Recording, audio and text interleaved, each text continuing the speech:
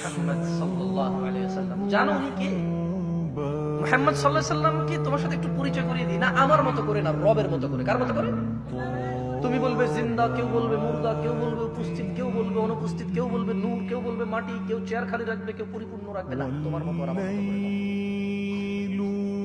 মুস্তাফা সাল্লাল্লাহু আলাইহি ওয়াসাল্লামকে রবের মতো করে তোমাকে একটু বুঝাই।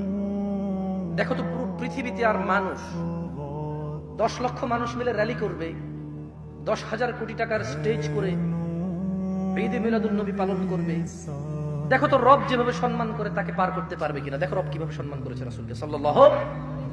দেখো মুস্তাফা সাল্লাল্লাহু আলাইহি ওয়াসাল্লাম সম্পর্কে রব বলছে মুহাম্মদ সাল্লাল্লাহু আলাইহি ওয়াসাল্লাম এটা কাজ করে।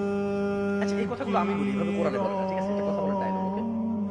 আমি সেটাই কোরআনের কথা যেটা আমি কোরআন পড়ি ট্রান্সলেশন করি, ওকে? এটা একটা কথা বলার ধরন।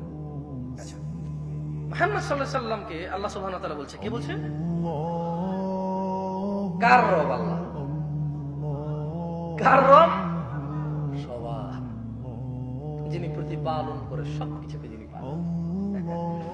লা ইলাহা ইল্লাল্লাহ।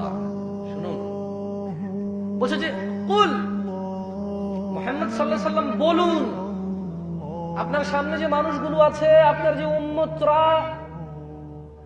এদেরকে বলুন ইন কুনতুম তুহিব্বুন আল্লাহ, এ মানুষ শোনো, মহিলা এবং পুরুষ শোনো, তুমি কি তোমার রবকে ভালোবাসো? আমরা কি ভালোবাসি? ভালোবাসি? তাহলে শুনুন কিভাবে ভালোবাসতে হবে।